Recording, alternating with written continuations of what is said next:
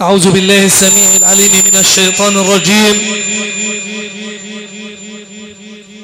بسم الله الرحمن الرحيم. يا أيها الناس اتقوا ربكم واخشوا يوما لا يجزي والد عن ولده ولا مولود هو جاز عن والده شيئا إن وعد الله حق فلا تغرنكم الحياة الدنيا ولا يغرنكم بالله الغرور. صدق الله العظيم. إلهي، ماذا فقد من وجدك وماذا وجد من فقدك؟ من فقدك يا إلهي فقد فقد كل شيء، ومن وجدك يا إلهي فقد وجد كل شيء. لا عرش إلا عرشك ولا كرسي إلا كرسيك، فكل العروش زائلة وكل الكراسي حائلة. لمن الملك اليوم؟ لله الواحد القهار. يا من تحل بذكره عقد النوائب والشدائد، يا حي يا قيوم يا صمد تنزه عن مضاد. أنت المعز لمن أطاعك والمذل لكل جاحد. أنت الرقيب على العباد وأنت في الملكوت واحد. فرج بحولك كربنا يا من له حسن العوائد. وأصلي وأسلم على شجرة الأصل الربانية ولمعة القبضة النورانية وأفضل الخليقة الإنسانية سيدي يا رسول الله. برق المشيب لقد أضاء وأومضى، والذنب حل وخائف مما مضى. يوم القيامة عند فصل للقضاء أنا في جوارك يا ابن آمنة الرضا، يا طيبا من طيب من طيب.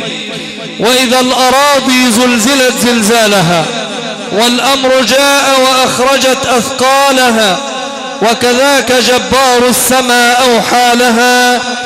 أنا في جوارك أنت قلت أنا لها، والأمر أمرك يا رفيع المنصب. وإذا العيون من الدموع تقرحت، وإذا الجوارح في القيامة أفصحت، وعن الظواهر والبواطن أوضحت. أنا في جوار من الحجارة سبحت في كفه بفصاحة وتعجب. اللهم صلاة وسلاما عليك يا سيدي يا رسول الله. إخوتنا إخوة الإيمان والإسلام، نجدد التحية في هذا الجزء المتبقى من ليلتنا القرآنية التي أقيمت للمغفور لها بإذن الله الحاجة فتحية إبراهيم أبو النجا، زوجة المغفور له بإذن الله عم الحاج مصطفى الششتاوي. الله أسأل أن نكون كل ما نقرأه هذه الليلة نورا ورحمات تطرق لها أبواب السماء إلى الجنة.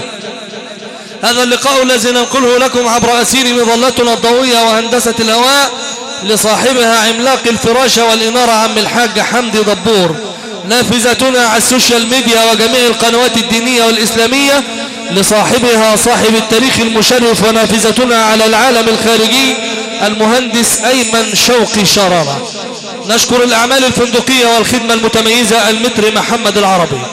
وخير ما نستهل به هذا الجزء المتبقى من ليلتنا القرآنية آيات بينات من كتاب الله العزيز الحكيم يتلوها علينا كروان محافظة الغربية والنجم الصاعد بقوة في سماء دولة التلاوة. يقول الحبيب المصطفى صلى الله عليه وسلم حين سئل من أحسن الناس تلاوة للقرآن يا رسول الله؟ قال من إذا سمعتموه يقرأ حسبتموه يخشى الله في قراءته. فضيلة القارئ العلم أحمد عبد الحميد الجمال يستهل لنا هذا الجزء من ليلتنا القرآنية. الله أسأل له التوفيق والتجلي، ولي ولكم سماعا طيبا، ولأمنا الغالية الرحمة، ولأهلها وزويها الصبر والسلوان. آمين آمين اللهم آمين. اعتلى صاحب الفضيلة منصة التلاوة، فليتفضل مشكورا مقبولا.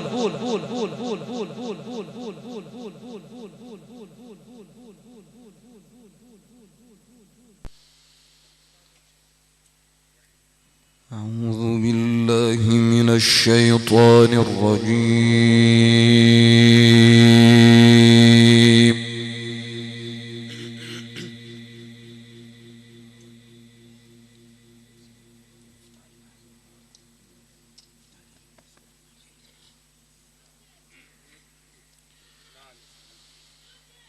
بسم الله الرحمن الرحيم.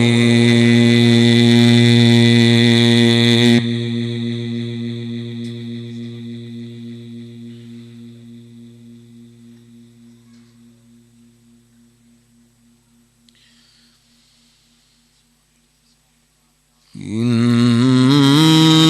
الذين قالوا ربنا الله ثم استقاموا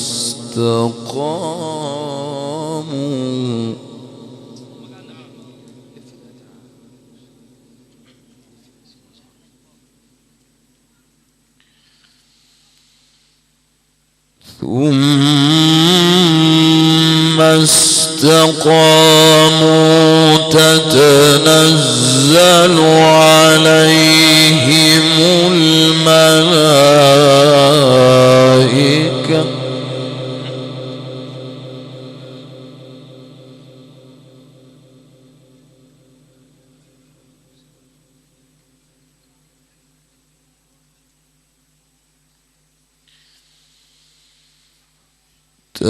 تتنزل عليهم الملائكة ألا تخافوا ولا تحزنوا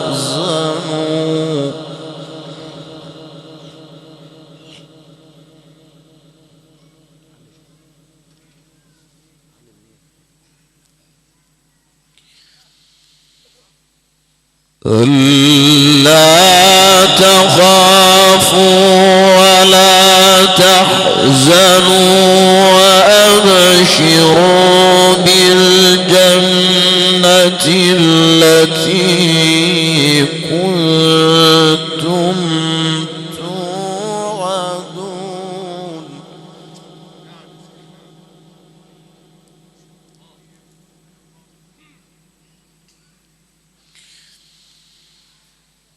نحن أولياؤكم في الحياة الدنيا وفي الآخرة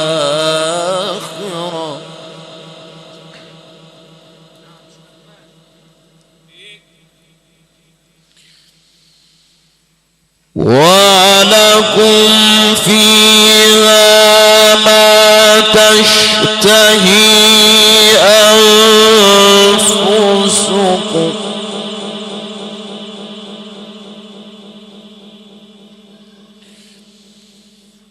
ولكم فيها ما تشتهي أنفسكم ولكم فيها ما تدعون.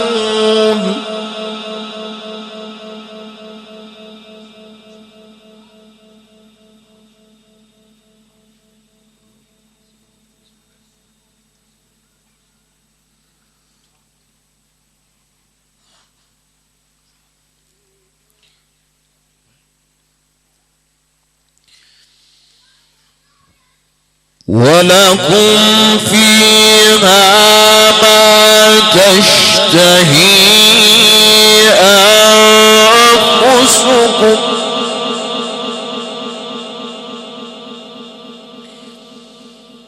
ولكم فيها ما تشتهي أنفسكم ولكم فيها ما تدعون نزلا من غفور رحيم.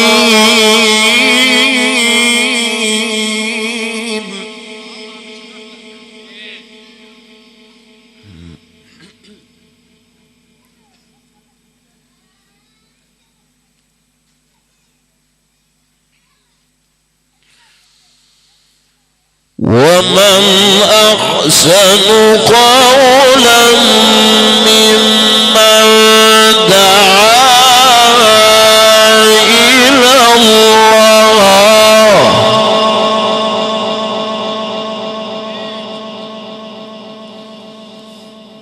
وعمل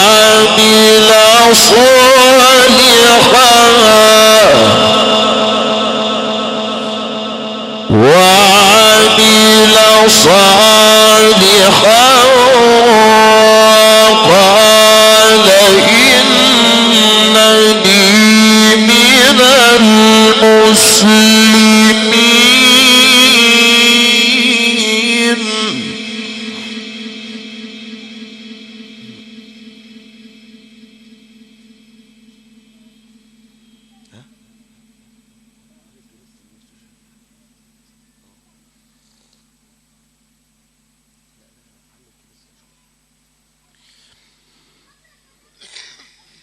إن الذين قالوا ربنا الله ثم استقاموا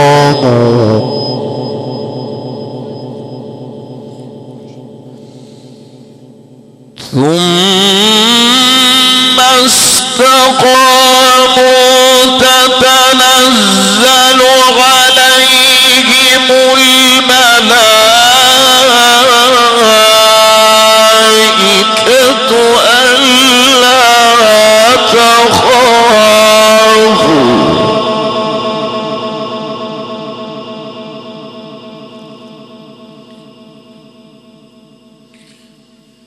ألا تخافوا ولا تحزنوا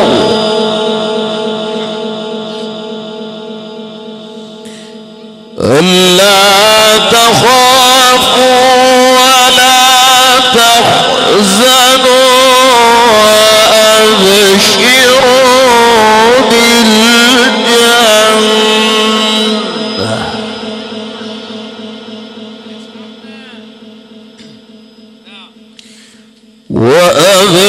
وأبشروا بالجنة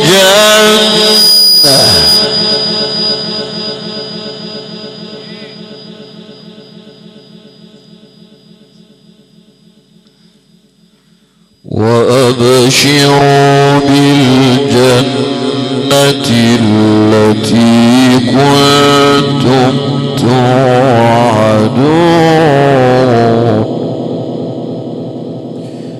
نحن أولياؤكم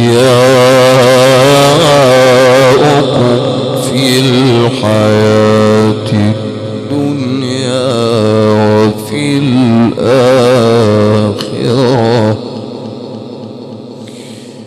ولكم فيها ما تشتهي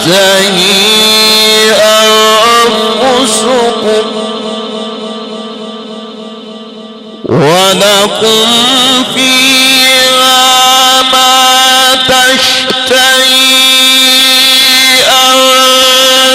أنفسكم ولكم فيها ما تدعون نزلا من غفور رحيم.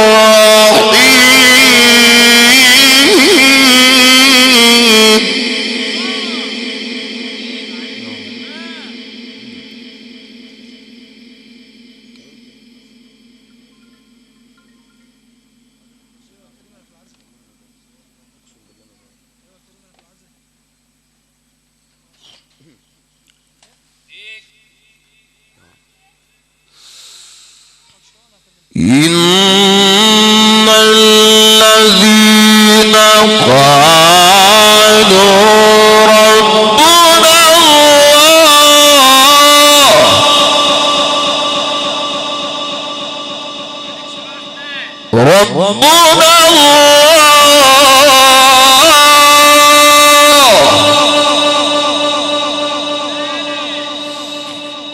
إن الذين قالوا ربنا الله ثم استقاموا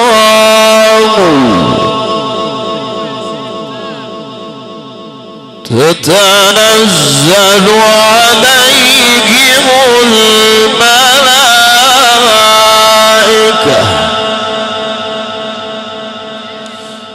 تتنزل عليهم الملائكة ألا تخافوا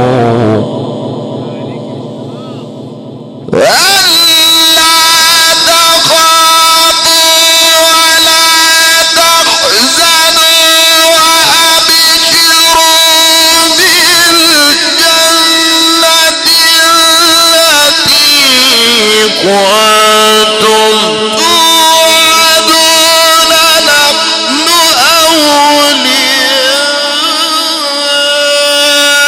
أولياؤكم في الحياة الدنيا وفي الآخرة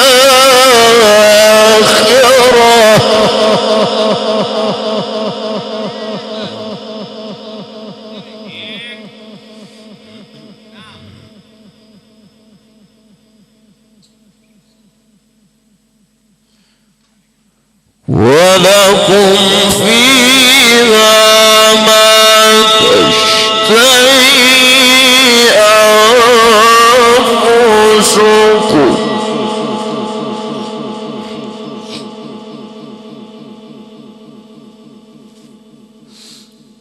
ولكم فيها ما تدعون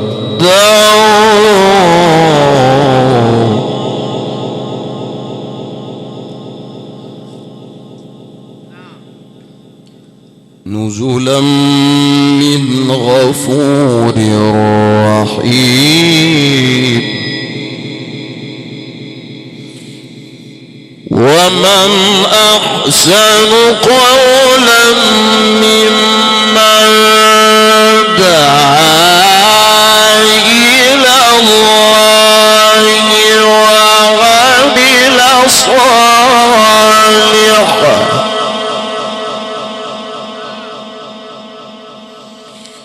وعمل صالحا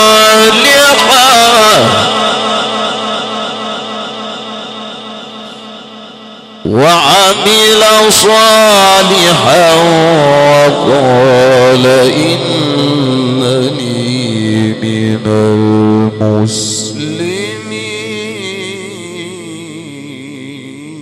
المسلمين ولا تستوي الحسنة ولا السيئة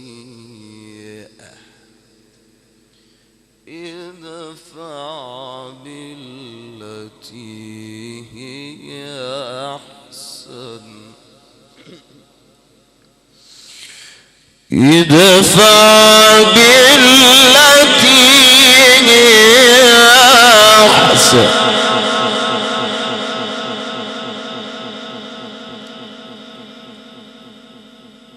فإذا الذي بينك وبينه عداوة كأنه ولي حميم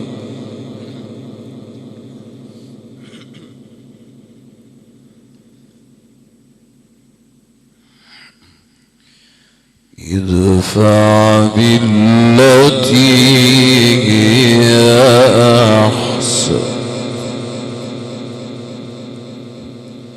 ادفع بالتي هي أحسن فإذا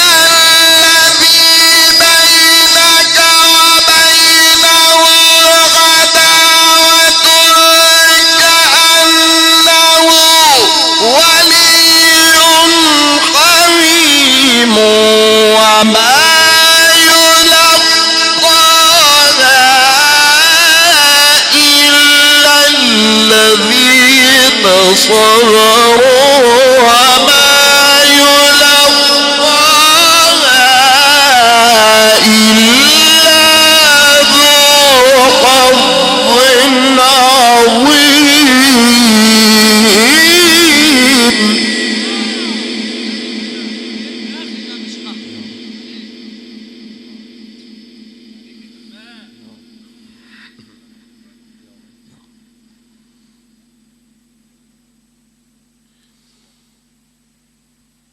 وما يلقاها إلا الذين صبروا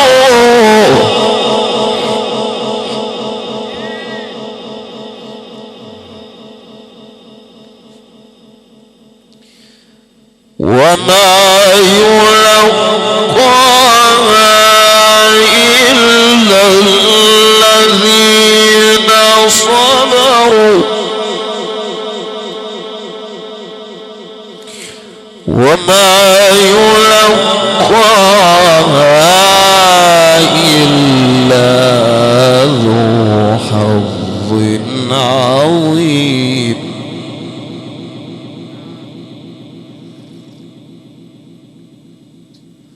ولا تستوي الحسنة ولا السيئة ادفع بالتي هي أحسن فإذا الذي بينك وبينه عداوة كأنه ولي حميم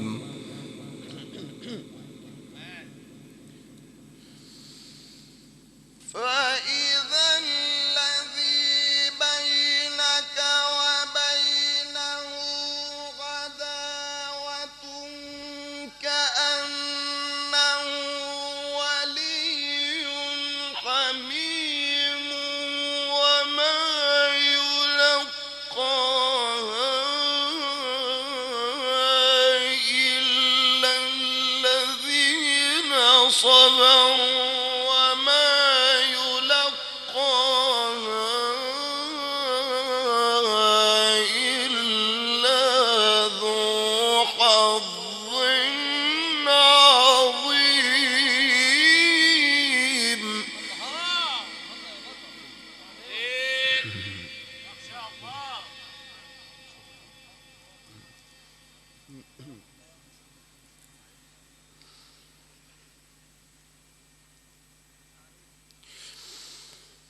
وما يلقاها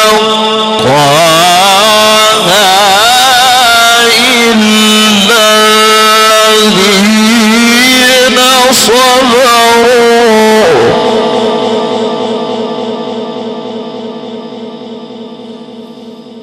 وما يلقاها إلا ذو حظ عظيم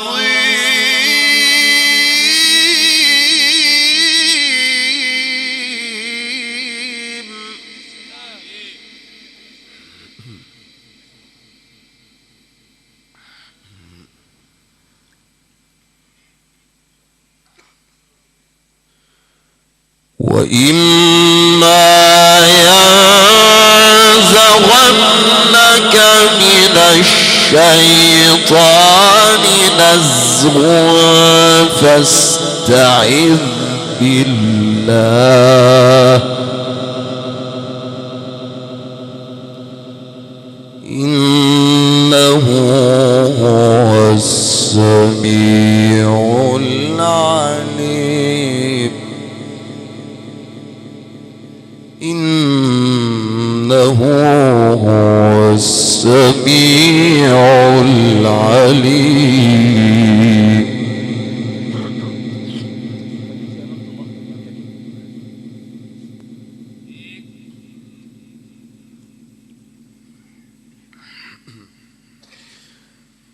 ومن آياته الليل والنهار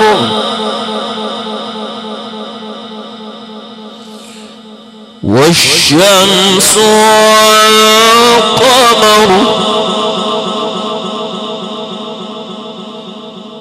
ومن آياته الليل والنهار والشمس والقمر لا تسجدوا للشمس ولا للقمر واسجدوا لله واسجدوا لله واسجدوا لله الذي خلقهن إن كنتم إياه تعبدون.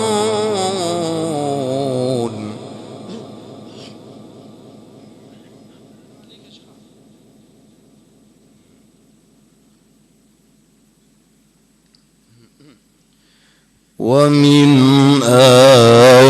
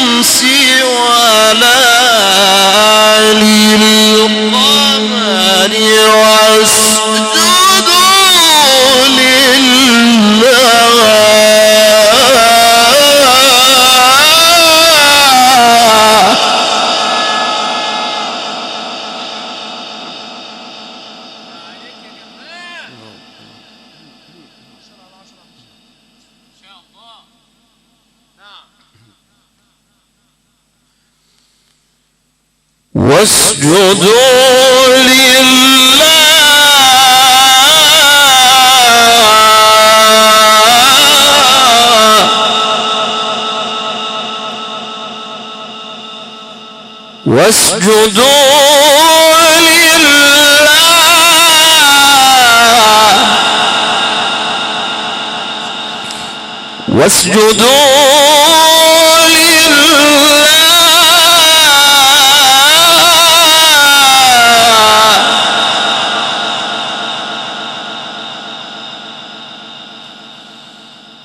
ومن آياته الليل والنهار والشمس والقمر لا تسجدوا للشمس ولا للقمر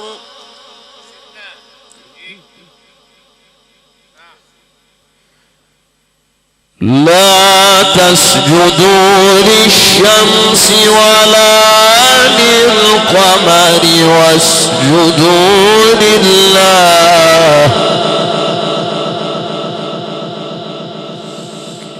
واسجدوا لله الذي خلقهن إن كنتم إياه تعبدون. فإن استكبروا فالذين عند ربك يسبحون له بالليل والنهار وهم لا يسأمون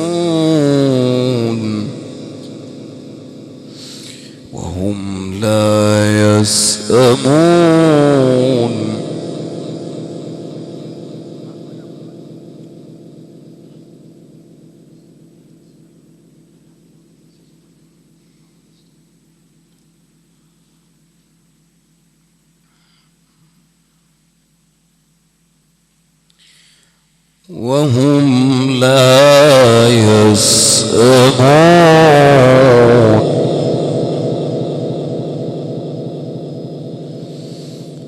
ومن آياته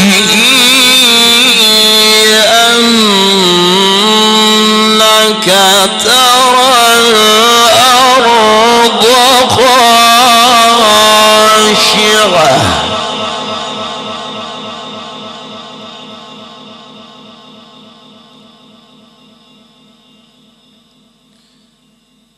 فإذا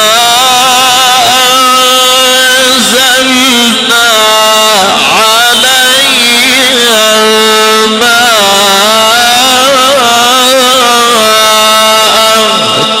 اهتزت وربت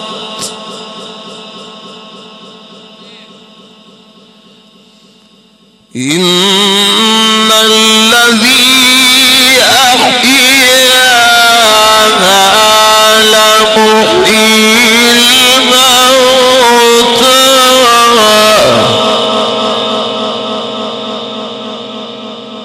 إن الذي أحياها لمحيي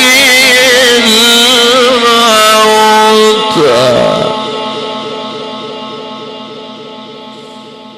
إنه على كل شيء قدير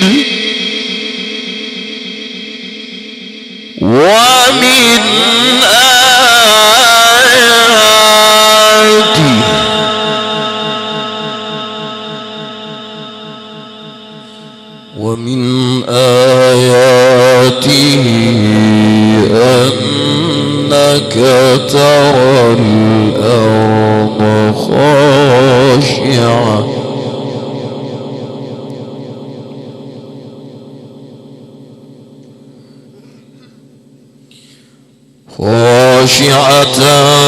فإذا أنزلنا عليها الماء اهتزت وربت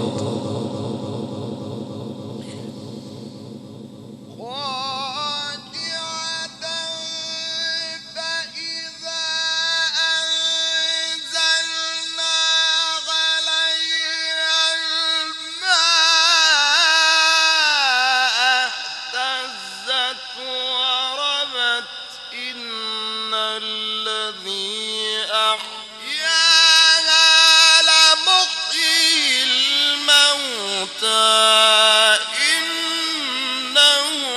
على كل شيء قدير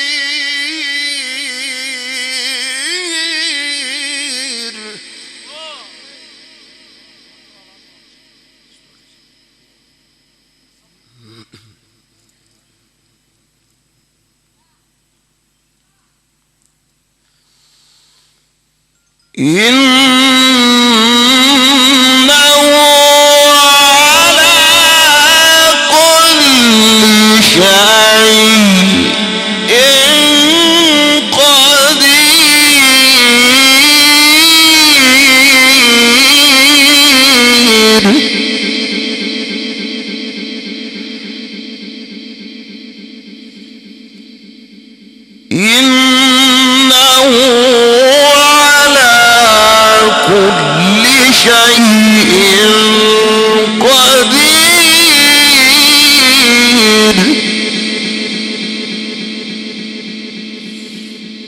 إن الذين يلحدون في آياتنا لا يخفون علينا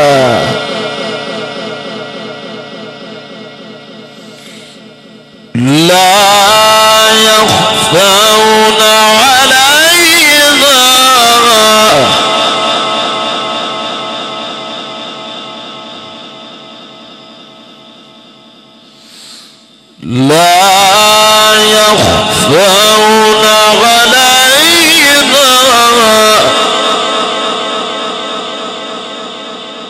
أفمن يلقى في النار خير أم من يأتي آمنا يوم القيامة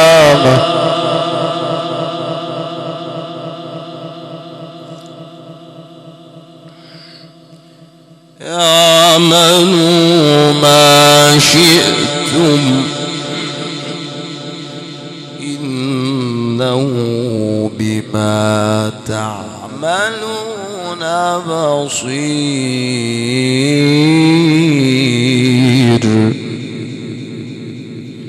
إن الذين يلحدون في آياتنا لا يخفون علينا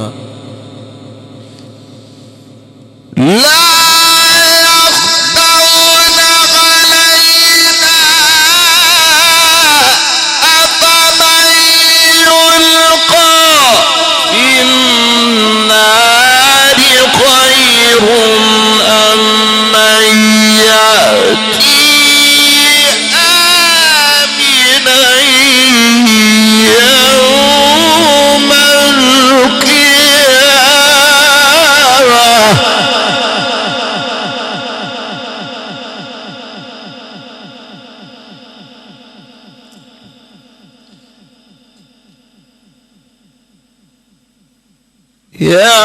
يعملوا ما شئتم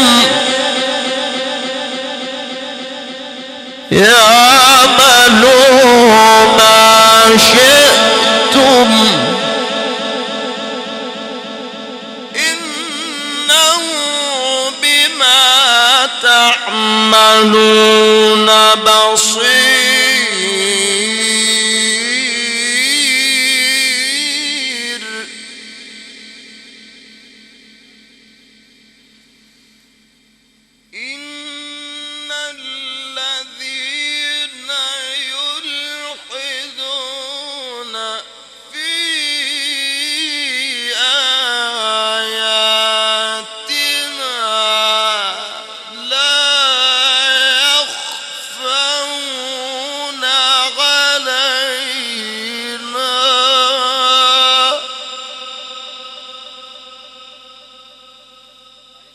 أفمن يلقى في النار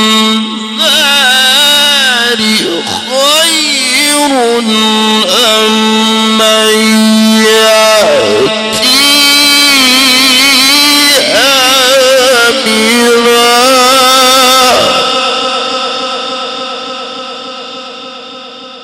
أفمن يلقى في النار خير أم من يأتي آمنا يوم القيامة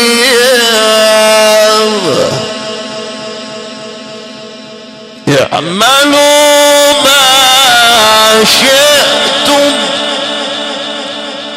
إنه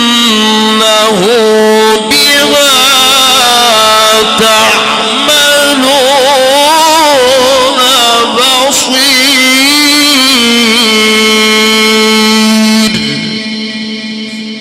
صدق الله العظيم.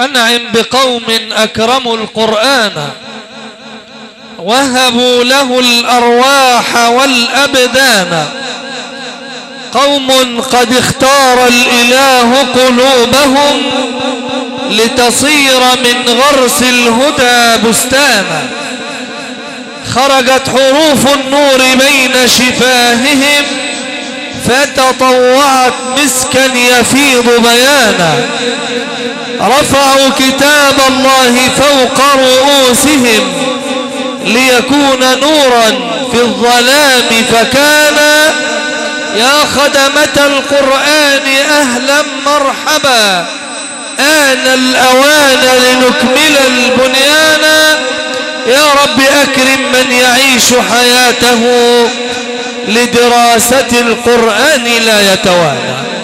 لقد شنفنا الآذان ورقت القلوب بإحساس ينقلك إلى عالم آخر. لقد فتح الله علينا بالذي هو خير آيات الله البينات تلاها علينا كروان محافظة الغربية والنجم الساطع في سماء دولة التلاوة فضيلة القارئ العلم أحمد عبد الحميد الجمال، والتي كانت تلاوته خير استهلال لهذا الجزء المتبقى من ليلتنا القرآنية التي أقيمت للمغفور لها بإذن الله الحاجة فتحية إبراهيم أبو النجا زوجة المغفور له بإذن الله عم الحاج مصطفى الششتاوي، ووالدة رموز الأدب والواجب عم الحاج عراقي الششتاوي والحاج إبراهيم الششتاوي والإخوة الأفاضل. أحسن الله عزاءكم في أمكم وتغمدها الله بواسع رحماته وأسكنها فراديس الجنة. هذا اللقاء الذي ننقله لكم عبر أسير مظلتنا الضوئية وهندسة الهواء المعرض الفني للإنارة الكاشفة وشركة الطاقة المصنفة رقم 1 في عموم الجمهورية لعملاق الفراشة والإنارة عم الحاج حمدي دبور. التغطية الكاملة لجميع الحفلات الدينية عبر شاشات التواصل الاجتماعي والقنوات الدينية والإسلامية المهندس أيمن شوقي شرارة. نشكر الخدمة الفندقية المتميزة المتر محمد العربي.